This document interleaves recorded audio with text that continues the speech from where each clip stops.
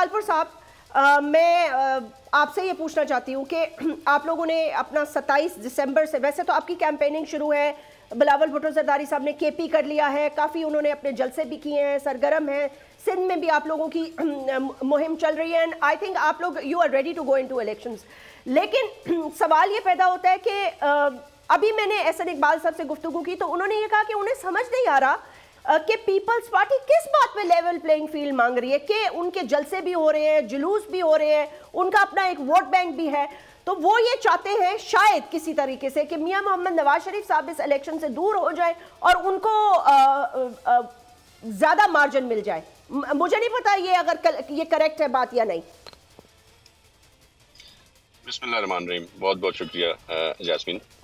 देखिए, हमें ये नहीं भूलना चाहिए कि हम ही वो लोग थे जो एडवाइस करते थे और रिक्वेस्ट करते थे नून लीग की क़यादत को कि वो मियां साहब को यहाँ पे बुला लें ताकि भरपूर मुहिम, भरपूर पॉलिटिकल एक्टिविटी हम कर सकें।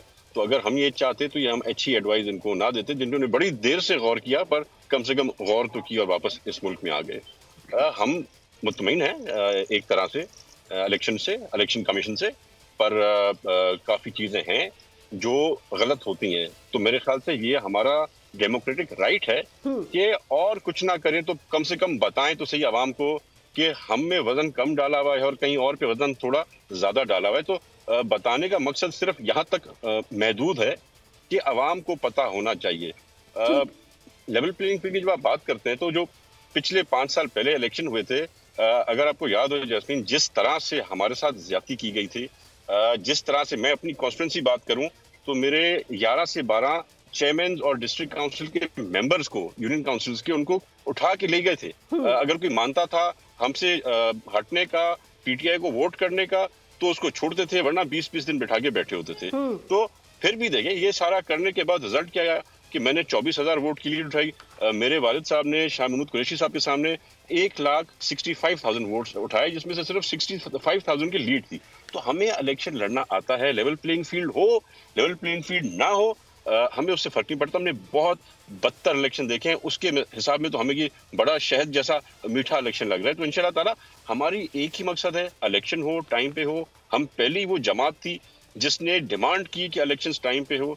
हम पहली वो जमात थी जिसने कहा कि डेट चेंज नहीं होनी चाहिए, और हम पहली वो जमात हैं जिसने बाकायदगी से पूरे पाकिस्तान के अंदर अपनी बाकायदगी से मुहिम शुरू की। We were the first ones to start. That's true. Taimur, मुझे एक बात बता दीजिएगा, फॉर्मर प्रेसिडेंट आसिफ अली जरदारी साहब ने पीटीआई के साथ पहले इंतखाबात में इत्तेहाद ना करने की हिदायत दे दी केपी में।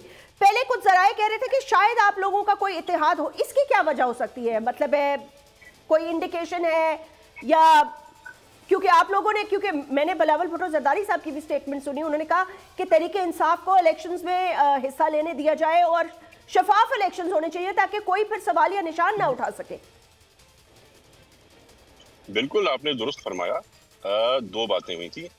एक तो हम अभी भी कहते हैं कि जो लेवल प्लेइंग फील्ड की पाकिस्तान पीपल्स पार्टी बात करती है, वो खुद अपने लिए नहीं, सारी जमातों के लिए ये बात करते हैं। उसमें जितनी भी सियासी जमातें शामिल हैं, हम उन सबको बरू वहां पर समझते हैं कि वो इसी तरह से होना चाहिए और सबको बराबर ट्रीटमेंट मिलनी चाहिए, इवन पीटीआई।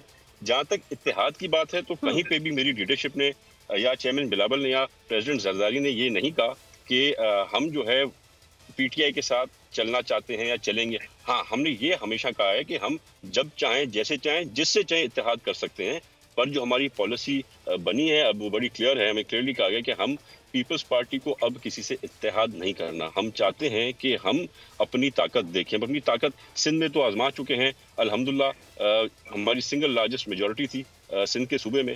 अब हम चाहते हैं कि सोली बगैर किसी के पंजाब में भी अपनी ताकत देखें कि पीपल्स पार्टी के साथ उसका कितना वोट जुड़ा हुआ है। सब्सक्राइब करें और बेल दबाएं ताकि कोई खबर रह न जाए।